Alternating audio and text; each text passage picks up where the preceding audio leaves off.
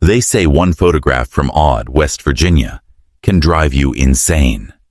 Not because of what's in it, but because of what moves when you're not looking.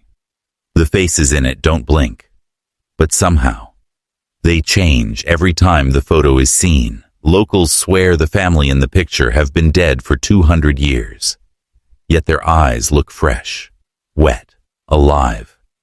And every person who's tried to destroy that photo, they vanish, leaving only damp fingerprints where the frame once was. Before we dive in, tell me something. Have you ever seen a photo that made you uncomfortable, like it was somehow looking back at you? Comment where you're watching from and what time it is right now. I want to know who's brave enough to watch this in the dark. And if creepy true stories like this fascinate you, hit subscribe, because what you're about to hear will change how you look at old photographs forever. It began in 1978 in a forgotten mining town called Odd, West Virginia, a place hidden so deep in the Appalachians that even locals said the map refused to remember it. That year, an amateur historian named Evelyn Hart was cataloging artifacts from collapsed homesteads when she discovered an old, rotting trunk in a burned-out cabin. Inside were children's toys, animal bones, and one strange photograph sealed in wax paper. The image was old, maybe from the late 1800s, but what it showed didn't make sense. A family of 7 stood in front of a wooden house, faces slack and emotionless. At first glance, they looked ordinary, but when Evelyn adjusted the photo under her flashlight, she froze. The father's eyes didn't match. One looked too human, the other like it belonged to someone else entirely. The mother's hand was twisted backward, clutching her son's shoulder at an impossible angle, and all of their faces shared the same crooked, unnatural resemblance, as though generation after generation had been copying a single, decaying mold. She took the photo home, intending to document it. But that night, her neighbors reported hearing muffled crying coming from her cabin, followed by laughter. The next morning, Evelyn was gone. Her front door hung open, her typewriter was still running, and on the desk sat the photograph, freshly cleaned, though no one knew who'd touched it. After her disappearance, locals began whispering about the hollow bloodline, a family said to have lived isolated for 200 years, surviving off their own blood, their own kin, deep within the wooded hollows. The photograph, they said, was their curse, a reminder that some bloodlines were never meant to be seen by outsiders. The history of the Webster family stretches back to the early 1800s, when settlers were still carving roads through the Appalachian wilderness. Jonathan Webster and his young wife Mary Lou came to Odd, West Virginia, then known as Hollow Creek, with little more than a wagon and a dream of solitude. Locals remembered them as quiet, devout, and fiercely private. They built their home miles from the nearest neighbor, tucked between 2 steep hills where sunlight reached only a few hours a day. At first, they visited town once a month for supplies, but after the birth of their second child, the visits became rare, then stopped altogether. By the 1830s, townspeople noticed something strange. The Webster children were never seen outside. A trapper who once wandered too close to their property told of hearing voices at night, singing old hymns in broken harmony, the words slurred as if the singers had forgotten language itself. When a traveling preacher stopped by in 1842, he wrote that the family seemed unchanged by time. The children were pale and silent, standing close together like mirrors. The parents spoke little, their accents oddly warped, as though several generations of isolation had blended into something unplaceable. The preacher blessed the house and left before nightfall, but a week later, His horse returned to town without him. From then on, no one entered Hollow Creek after dusk. Over the years, smoke was still seen rising from the Webster chimney, yet no one ever saw a new face. The family buried their dead in their own yard, their small graves marked only by uncut stones. As decades passed, townsfolk stopped mentioning them at all. Children were told not to wander too far west of the creek. That's Webster land, their parents would whisper, and the Websters keep to their own. By the turn of the century, Hollow Creek itself was renamed Odd, as if the town wanted to erase what it had once known. But beneath that silence, the Webster line endured, generation after generation, bound by secrecy and blood. In 1978, nearly a century after the Websters had faded from local memory, Evelyn Hart, a 32-year-old historian from Charleston, arrived in Odd, West Virginia. She had been hired by the state to document remnants of early mining settlements.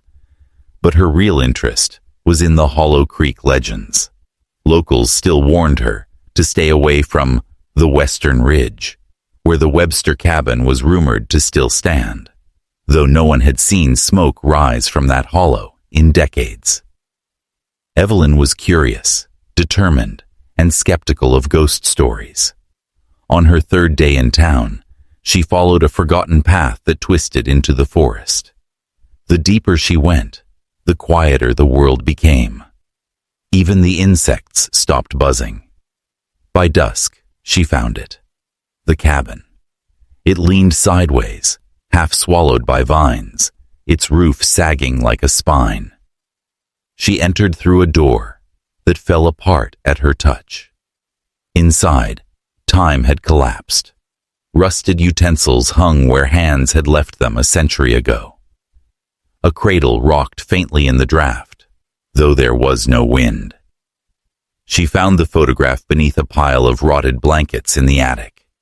It was sealed in waxed paper, perfectly preserved. The image showed a family, 7 figures, their faces disturbingly similar. She thought it was an inbreeding artifact, a historical curiosity, until she noticed moisture forming under the glass, as if the photo was sweating. Her notebook entries from that night grew erratic. The handwriting shifted, lines crossed out violently. Her last recorded sentence read, "They were waiting for me to find them." 2 days later, her car was discovered on the dirt road near Hollow Creek, keys still in the ignition. Inside the cabin, her camera lay smashed on the floor, film torn and scattered. On her desk back home, the photograph appeared again, wiped clean, though she had never brought it with her. The official report listed her as missing, under uncertain circumstances. But among Odd's residents, no one doubted what had happened. They said the Websters never let strangers take what belonged to them. After Evelyn Hart's disappearance, the people of Odd tried to pretend nothing had happened. The police investigation was brief and half-hearted. No one wanted to go near Hollow Creek. Locals said the forest there had a way of swallowing sound. You could scream, and your voice would fall flat before it ever reached the trees. Within weeks, Evelyn's name faded from newspapers, replaced by a line of silence that wrapped the town like fog. Odd was the kind of place that lived in the shadow of its own history. Every wooden house carried the same creak, the same smell of coal dust and damp wallpaper. The townsfolk were kind enough, but strange in their quiet, especially the older families. They spoke little of their ancestors and kept black and white portraits covered in cloth. The diner jukebox never worked after midnight. The town clock had stopped at 3:17 for as long as anyone could remember. Still, small things began to happen. People started finding old photographs they didn't remember taking, in drawers, under floorboards, even tucked inside library books. Each showed different scenes: family gatherings, town fairs, picnics by the creek. But in every image, somewhere in the background, a pale figure could be seen watching, blurred, but always the same shape. By 1980, several families quietly left Odd. No one sold their homes. They just disappeared. Others refused to speak about it, insisting the past should stay buried. The local pastor burned his church records from the 1800s to protect what's left of the living. When asked what that meant, he simply said, "The bloodline doesn't die. It waits." Decades later, a researcher trying to map abandoned Appalachian towns found that Odd, West Virginia, no longer appeared on modern maps. Google Earth showed nothing but a smear of green where the streets should have been. But if you zoomed in close enough, there was something faint. The outline of a single house, its roof sagging, surrounded by shadows that didn't match the trees. Odd hadn't vanished. It had just been forgotten, exactly as the Websters wanted. In the early 1990s, decades after the world had forgotten Odd, a man named Daniel Hart arrived in Mercer County, searching for answers about his missing aunt, Evelyn Hart. He was a journalist by trade, but what brought him to Odd wasn't professional curiosity. It was the photograph mailed to his home in an unmarked envelope. The image was identical to the one that had obsessed his aunt, the Webster family portrait. But across the bottom, scrawled in a trembling hand, were the words, "She's home now." The postmark was faded, but Daniel traced it to an old, defunct postal route once serving Hollow Creek. Against every warning from locals, he drove into the hills alone. The road narrowed until it vanished into dirt and leaves. He found remnants of homes, stone chimneys, rusted mailboxes, and traces of foundations, half consumed by moss. Then he saw it. A house still standing, slanted but alive with the faint glow of lamplight behind its broken windows. Inside, everything felt wrong. The walls were covered in framed photographs, hundreds of them, showing faces that looked familiar, yet repeated. Men, women, and children spanning generations, all eerily identical. He found one frame cracked open on the floor. Inside was a torn piece of newspaper dated 1978, showing Evelyn's smiling face. Beneath it, in faded ink, "The hollow bloodline welcomes her." He tried to leave, but the front door wouldn't open. The air grew heavy and damp. From somewhere above, he heard slow footsteps, dragging, deliberate. When he finally forced the door open and stumbled outside, night had fallen completely. His flashlight flickered, and for a moment, he swore he saw figures standing in the trees, silent, watching. Daniel was never seen again. Weeks later, his car was found abandoned near Hollow Creek, engine still warm. On the passenger seat lay his tape recorder, filled with static except for a single whispered phrase looping endlessly. "Family stays together." In 2003, a woman named Margaret Cole bought a collection of old West Virginia photos from a yard sale in Bluefield. The seller told her they came from an estate cleanout near the mountains, somewhere no one lives anymore. Among them was one photo that immediately stood out. A family gathered around a wooden porch, faces stiff, expressions unnatural. The paper was yellowed, cracked at the corners, but what disturbed Margaret most was the faint shimmer beneath the surface, as if the image moved when you didn't look directly at it. At first, she thought it was her imagination, but later that night, as she worked under the kitchen light, she heard a soft tapping, rhythmic, deliberate, coming from the room where she'd placed the photos. When she looked, the photograph was now slightly damp, as though someone had breathed across it. The faint outline of an extra figure had appeared behind the family, tall, thin, head slightly tilted. She tried to burn it, but the photo wouldn't catch. The edges blackened, yet the center remained untouched. That night, Margaret dreamed of the same porch. Only this time, she was standing among the family. They were smiling, motionless, their faces blurring at the edges like smoke. When she woke, the photograph was on her bedside table. Desperate, she called a local historian who specialized in Appalachian folklore. When he saw the image, he went pale and whispered, "That's odd. It shouldn't exist anymore."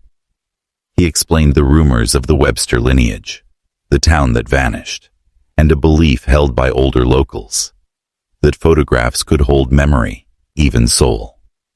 Some families, he said, tried to keep their blood alive through remembrance, but others learned to live through the photograph itself. By the next morning, Margaret was gone. Her house stood silent, doors locked from the inside. Police found the photograph lying face up on the kitchen counter. The family in the picture was smiling wider now, and in the back row, beside the tall figure, a new face had appeared. Margaret's. In 2022, a team of urban explorers documenting vanished Appalachian towns stumbled across an overgrown path deep in the Mercer County woods. The GPS signal flickered, then vanished. What they found wasn't on any map. A hollow clearing surrounded by crooked pines, and in the center, a decaying house that looked half swallowed by the earth. The front door hung open, groaning softly in the wind. Inside, the air was thick with the smell of mold and rust. Dust danced in the beam of their flashlights, and the floorboards pulsed faintly, as if something beneath was breathing. They filmed everything: the warped furniture, the peeling wallpaper, the walls covered edge to edge with hundreds of sepia photographs. Some were nailed directly into the wood, others layered 3 and 4 deep. Each photo bore the same signature family resemblance: wide-set eyes, soft jaws, almost identical smiles. As they moved deeper inside, the cameras began to glitch. Faces in the footage warped, repeated, multiplied. When one explorer, Jenna, pulled an old photograph from the wall, she gasped. The people in it were the same as those standing beside her. The same clothes, same pose, same terrified expressions frozen mid-scream. The team fled, abandoning their gear. Only one camera was recovered a week later by a ranger. The footage, later leaked online before vanishing, ended abruptly with a single frame showing the house in daylight, perfectly intact, its windows gleaming like eyes. Inside, a silhouette of a woman stood at the top of the stairs. Unmistakably, Evelyn Hart, unchanged since 1978. No one goes near Odd anymore. The forest has reclaimed what's left, but on humid summer nights, hikers claim they can still see faint flickers through the trees, flashes like old camera bulbs, whispering shudders in the dark. Some say the Websters' photographs weren't meant to capture life. They were meant to keep it. And somewhere in a forgotten shoebox, in a basement or attic across America, another photo waits, curling at the edges, breathing faintly, remembering your name. They say photographs are windows to the past, but what if some windows never close? Odd, West Virginia, may be gone from the maps, but it isn't gone from memory. Every image, every smile frozen in sepia, was more than just a moment in time. It was a heartbeat, trapped, repeating, waiting to be seen again. Maybe that's why the Websters never truly died. Maybe they just learned how to live through the lens. And tonight, if you look through your old family photos, and one face seems a little too familiar, don't stare too long. Sometimes They stare back.